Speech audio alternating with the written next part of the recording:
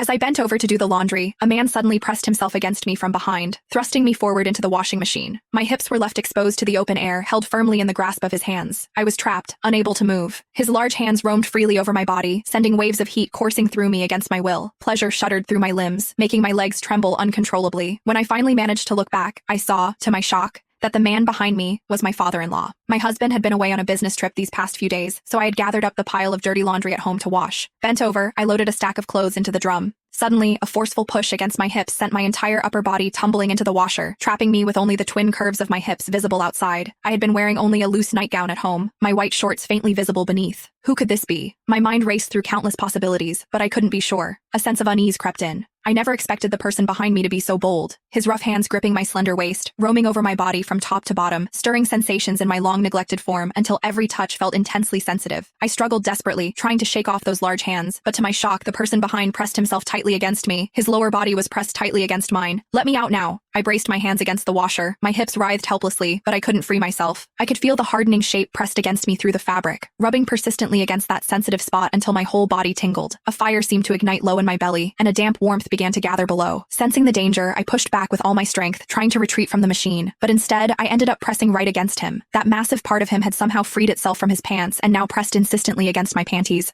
poised and ready. My backward movement seemed to catch him off guard, and he thrust forward instinctively.